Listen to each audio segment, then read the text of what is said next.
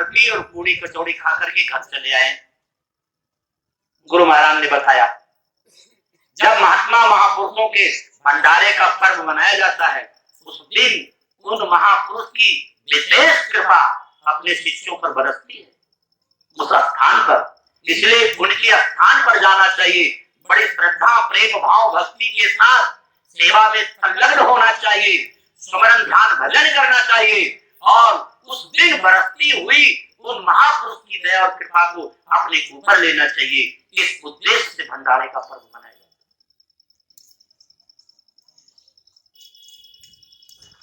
तो हम अपनी परंपराओं से अलग फिर स्थापित करना है। मैं 74वें गणतंत्र दिवस की अपने जय गुरुदेव धर्म प्रचारक संस्था मथुरा की ओर से, स्थानीय इकाई जय गुरुदेव संगत अंबेडकर नगर की ओर से, स्वयं व्यक्तिगत अपनी ओर से समस्त देशवासियों के सबको उसकी हार्दिक शुभकामनाएं अर्पित करता हूं। गुरु महाराज की चरणों में विनती और प्रार्थना करता हूं हमारा देश खुशहाल बने, लोगों के अंदर सद्विवेक सद्विचार आए और भौतिक कल्याण के साथ साथ उनका कदम अपने आत्म कल्याण की तरफ बढ़े। मंगल कामना गुरु महाराज के चरणों में करते हैं।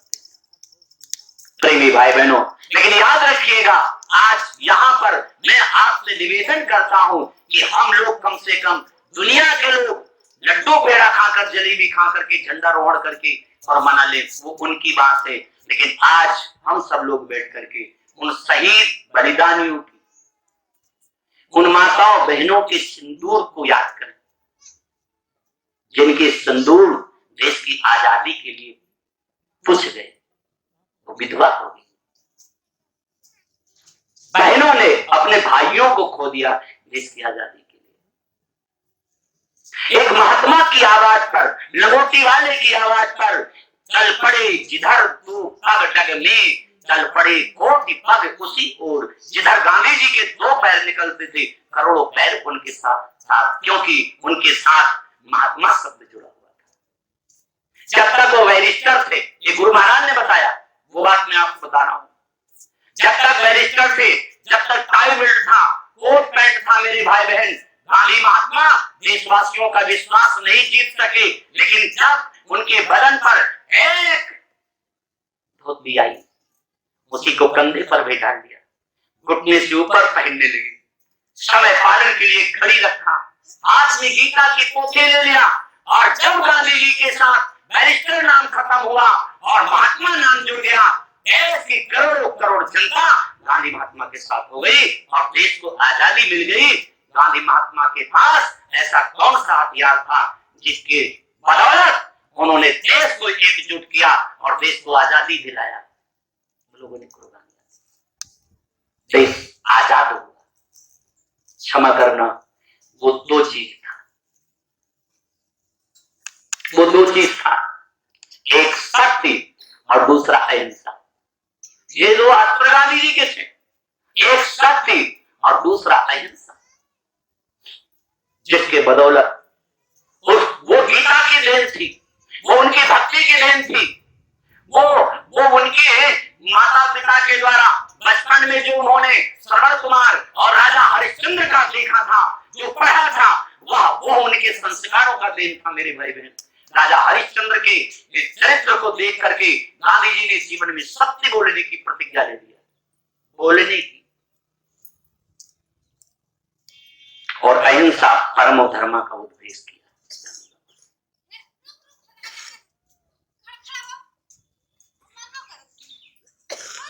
आज मौके की बात, इसलिए आज दोनों त्योहारों पर आपको कुछ चर्चा करते हुए फिर आपको गुरु महाराज की बातें बताएंगे। लेकिन इसके पीछे जो मंतव्य है हमारा, जो उद्देश्य है, हम आप इन त्योहारों से क्या सीख लें। त्योहार उमंग पैदा करता, आदमी खाता तो रोज वही चीज है। हम लोगों के बचपन में पूरी कचौड़ी तो त्योहार के दिन बनती थी। हम लोग होली और गुड़िया होती है ना, नागपंचमी, होली, गुड़िया, रक्षाबंधन, सब त्योहारों के अलग अलग व्यंजन होते थे। जो त्योहारों के दिन व्यंजन एक उमंग होता था, रोज नहीं बनता था, तो लोग त्योहार का इंतजार करते थे। रिश्तेदार का इंतजार करते थे, आज हमने सब कुछ खो दिया। त्योहार भी खो दिया, व्यवहार भी खो दिया।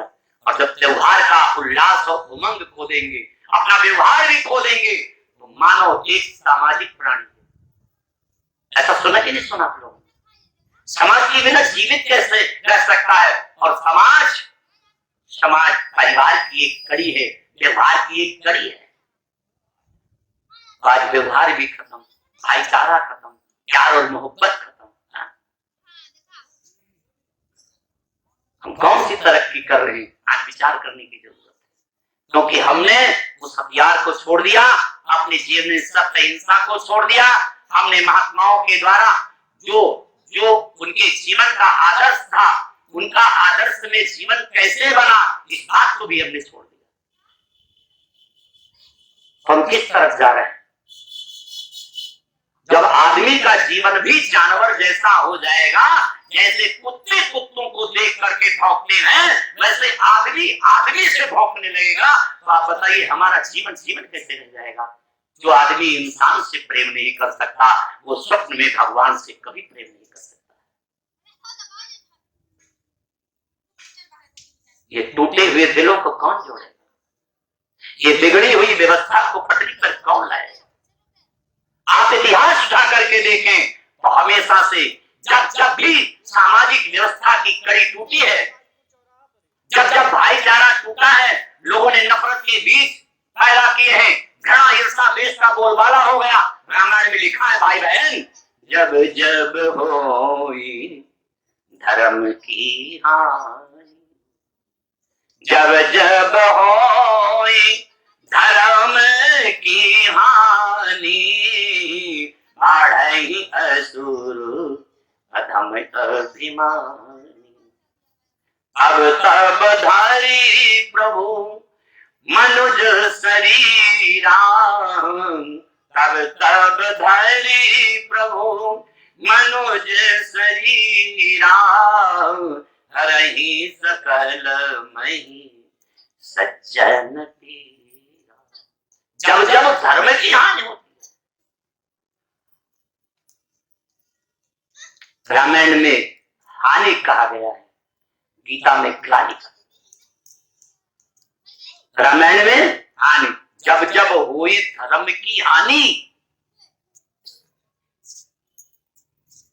और गीता में कहा गया यदा यदा हि धर्मस्य ग्लानिर्भवत भारत अभ्युत्थानम धर्मस्य तदात्मानं सृजाम्यहम्।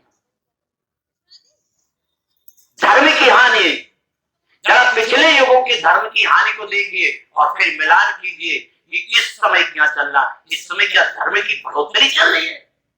क्या जगह जगह कार्यक्रम होने से, दिखावा होने से, धर्म का दिखावा करने से धर्म की उन्नति होती है, धर्म का उत्थान होता है? अगर ऐसा होता तो रावण के समय में कम धार्मिक रावण नहीं था। बड़े बड़े संस्कृत के पढ़े हुए विद्वान भी रावण के द्वारा लिखे गए शिव तांडव स्तोत्र को सही ढंग से उच्चारण करके नहीं पढ़ सकते। जो पढ़े लिखे लोग होंगे जानते होंगे, रावण शिव तांडव स्तोत्र करता था, इतनी वो शिव तांडव स्तोत्र का जब 70 पाठ करता था तो शंकर भगवान का सिंहासन हिल जाता था। तो क्या धर्म की परिभाषा यही है? अगर ये होता तो गोस्वामी जी ये नहीं लिखते। जब वो ज्ञानी होने के साथ साथ, विद्वान होने के साथ साथ, जानकार होने के साथ साथ चोर भी था। मुझे समझ में आ रही बात? सब समझ में आ रही है? आ रही ना? सब मैंने समझ में आ रही ना? समझ लो आप अच्छी तरह से।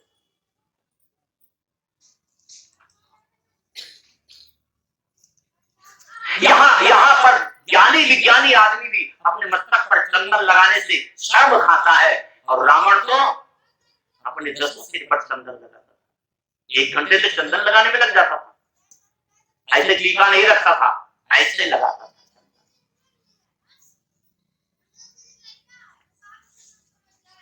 फिर भी धर्म की हानि हुई। बाढ़ई असुर अधम, अधम अभिमानी, बाढ़ई खल बहुत जोर ज्वारा, ये लंपट परधन परदारा। आज नहीं है क्या? इसका मूल्यांकन लोग क्यों नहीं करते, क्यों नहीं समझते? धर्म की आड़ में अधर्म का सेवन कर रहे हैं, अमृत की जगह जहर पी रहे हैं। तो धर्म का उत्थान होगा कि धर्म का पतन होगा? धर्म धारण करने की चीज है, तब धर्मो रक्षते रक्षिता, तब धर्म रक्षा करता है जब धर्म की शुद्ध परिभाषा हमारे जीवन में उतर जाए। जीवन में उतरना धर्म है। और जहां धर्म वहां अधर्म नहीं, जहां अधर्म है वहां धर्म नहीं, केवल धर्म का दिखावा मात्र है। आज धर्म का दिखावा मात्र रह गया है। समझने की जरूरत है, चेतने की जरूरत है। प्रेमी बहन, आज अवसर इस बात, जब जब होई धर्म की हानि, बाढ़ई असुर अधम अधम। अपने से बड़ों की बात मानना चाहिए।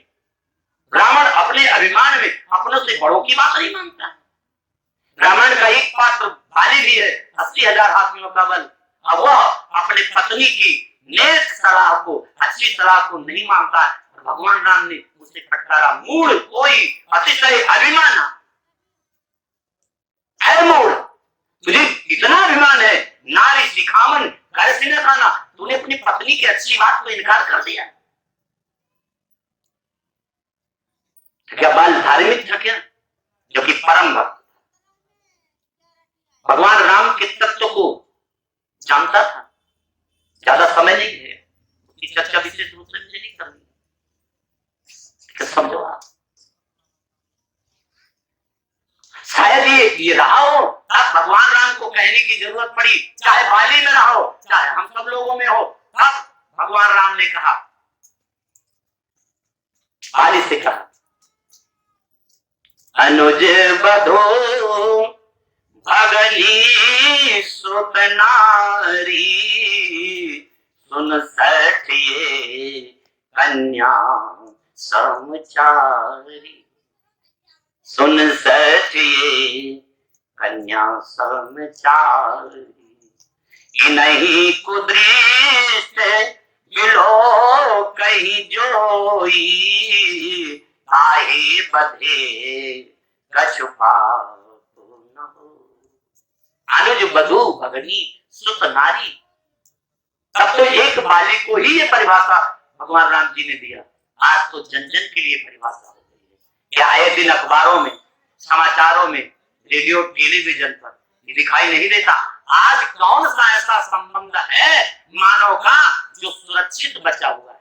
क्षमा करना, मुझे कहने में गुरेज नहीं है कि एक जवान लड़की को, किशोरावस्था की लड़की को अकेले अपने बाप के साथ रहने में माताएं शर्म खाती, शर्म खाती। तो हम धर्म की किस छोर पे पहुंच चुके, कहां पहुंच चुके हैं, किस बात पे? आज मूल्यांकन करें। जब भी त्योहार पर हम बैठे अपना मूल्यांकन करें, किसी भी कार्यक्रम में बैठे अपना मूल्यांकन करें। हम कहां पर हैं, हमारा सिद्धांत क्या था, हमारा लक्ष्य क्या था, हम पैदा किस लिए हुए थे, क्या हम मानव कहलाने का हक रखते हैं? हम तो राक्षस से भी गए गुजरे। पापवंत करे सहज स्वभाव, मोर भजन ते मान न पाओ। पापी वो है, पापवंत वो है जिसको मेरा भजन अच्छा नहीं लगता। आज 100 में 99 आदमी ऐसे होंगे जिनको भगवान का भजन अच्छा नहीं लगता।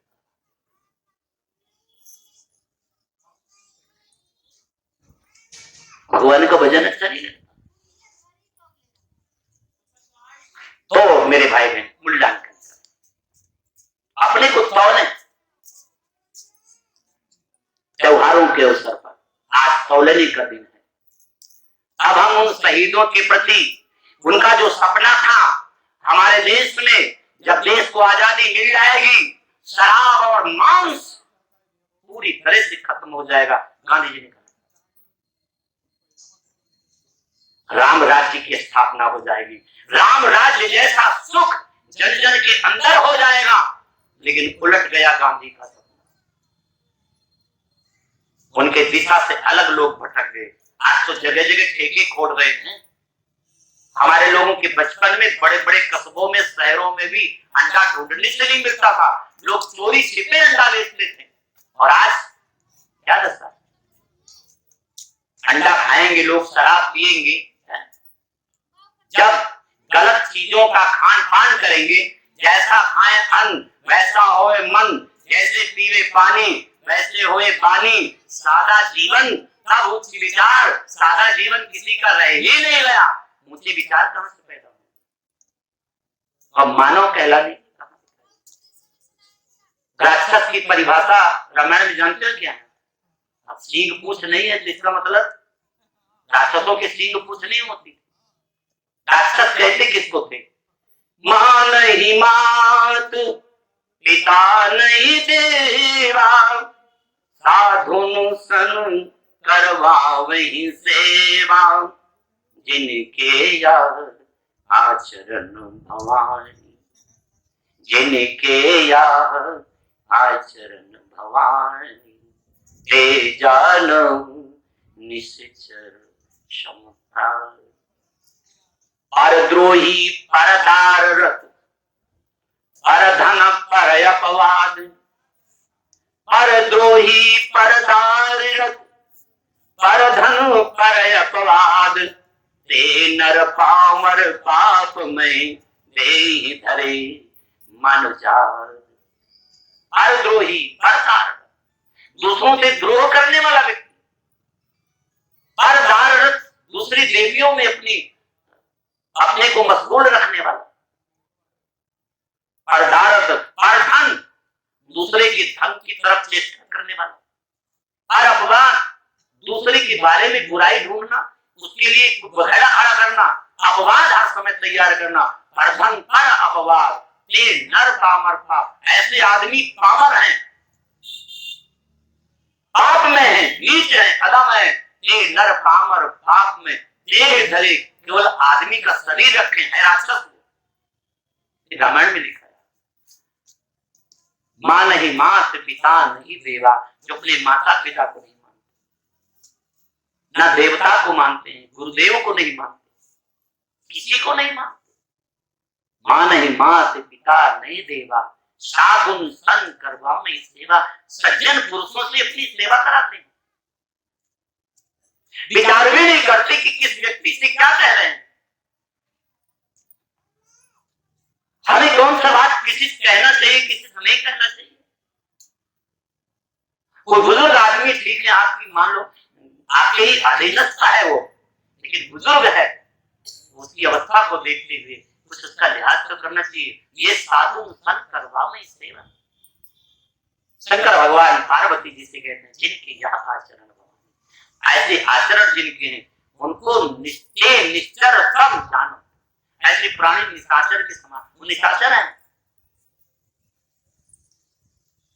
तो हम क्या हैं, हमें इस पर विचार करना है, सत्संग में बैठ करके हमें विचार करना है। और जो मेरी आवाज सुनने, सब आप सुन करके यदि अपने जीवन को बना लोगे तो पहले आप दानव से मानव बन जाओ, और मानव का अर्थ मानो तो मानो, नहीं तो ना, जो समझाया जाए और सही बात, जो ना माने वो मानो, और जो मानो तो मानो, मानो का मतलब मानो।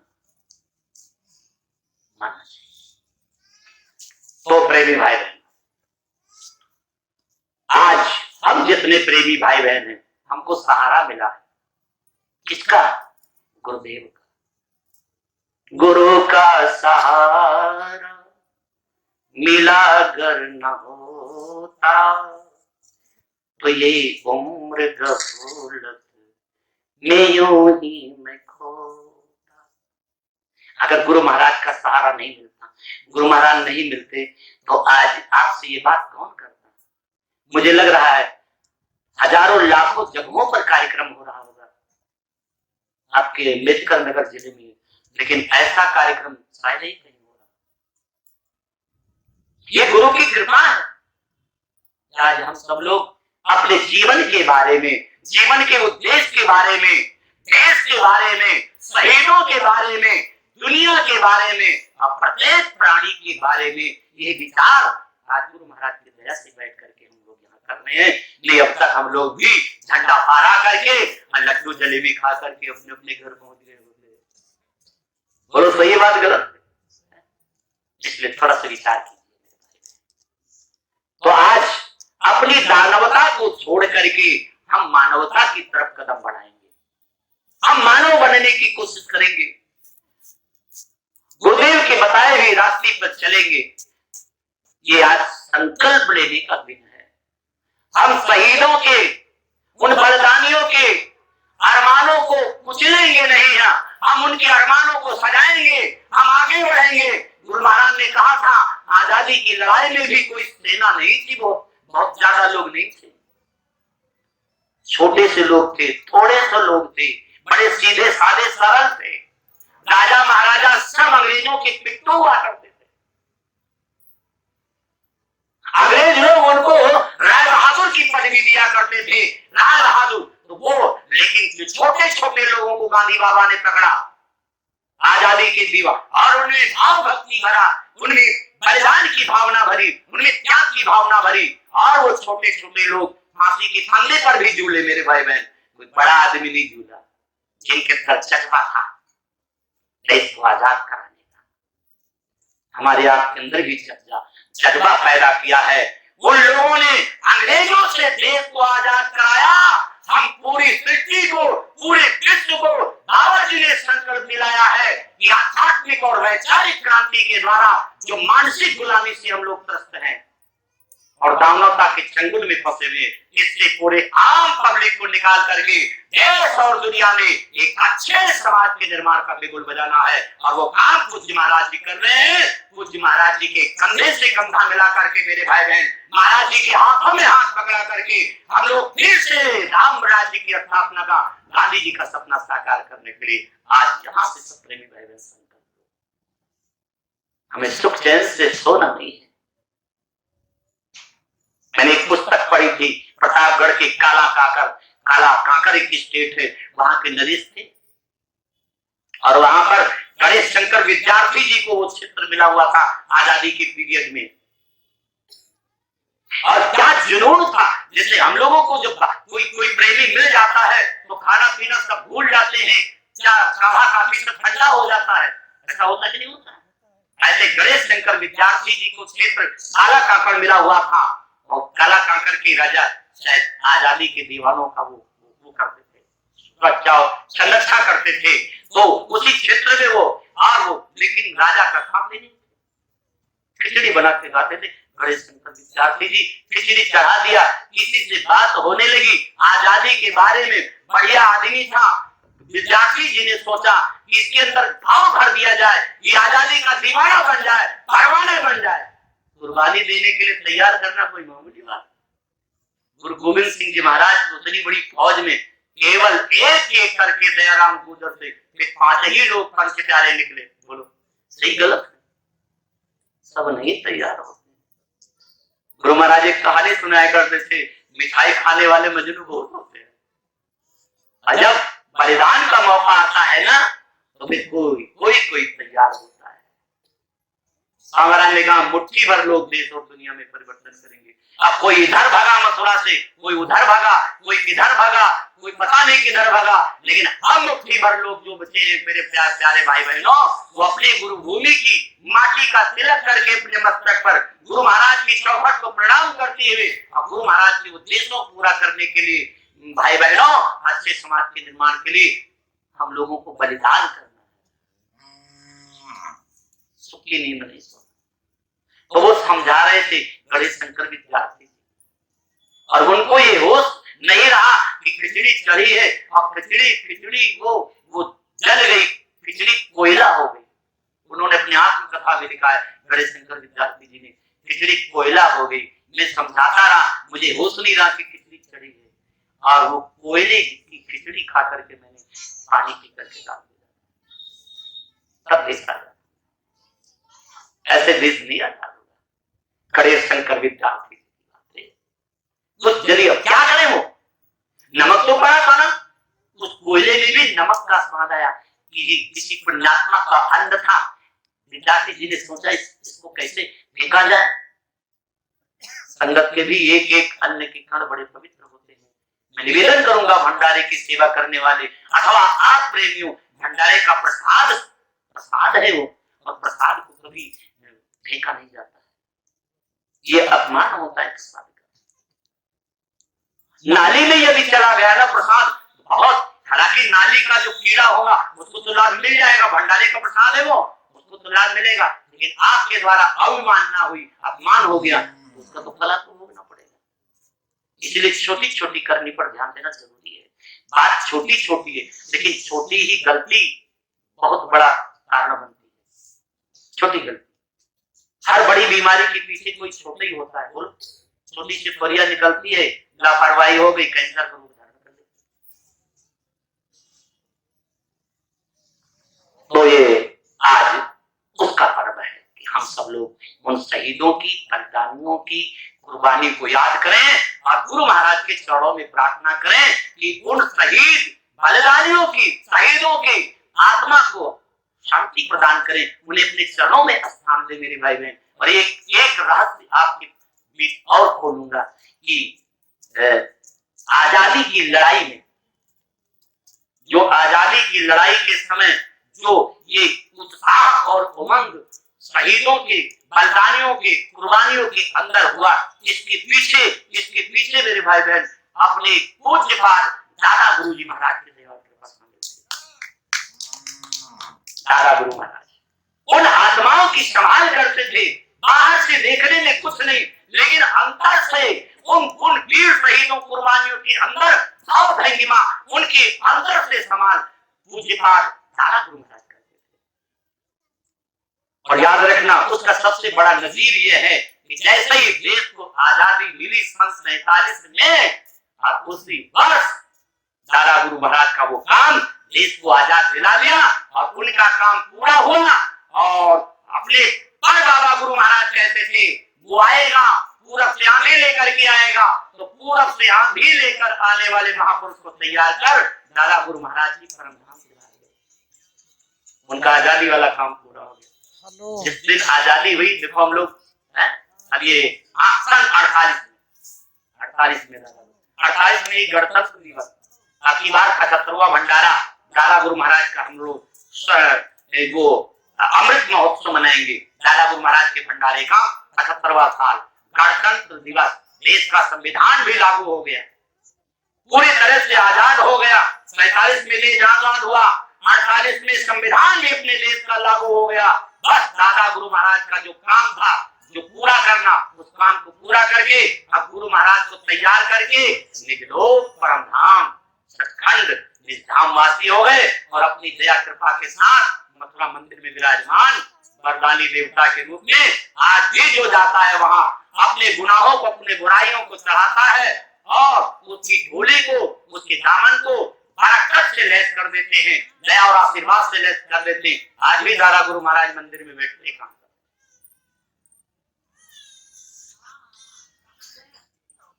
तो आजादी की लड़ाई में बड़ी भूमिका है। एक बार मैं सन 86 की काफिले में था स्वामी महाराज के साथ, तो उधर दरभंगा और उधर होते होते गुरु महाराज सीतामढ़ी आए। सीतामढ़ी में जहां पर भगवान राम मैंने जनकपुर से चल करके जो वापस जो बारात लौटी थी, उस बारात का जहां पर विश्राम हुआ था,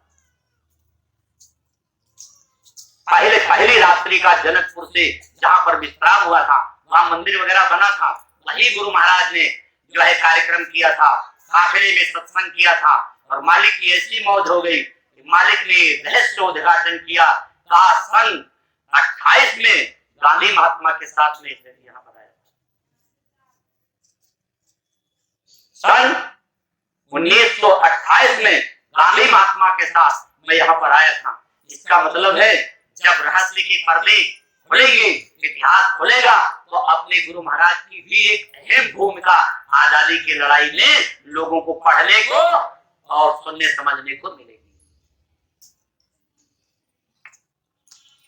और तो स्वामी जी महाराज सब बताया करते थे कि मेरे सब जमाने में गांधी बाबा ने कहा था, दरी जैसा मोटा सूट काटना। लोग प्रेमियों याद है ना पुराने लोगों को, कहते थे स्वामी जी महाराज नहीं कहते थे कि दरी अपने घर में दरी जैसा सूट काटे। और उस कपड़े को पहनो। विदेशी कपड़े का बहिष्कार करो, विदेशी सामानों का बहिष्कार करो। ये उस समय भी बात थी, आज भी वही बात है, लेकिन हम पाश्चात्य सभ्यता की रंग में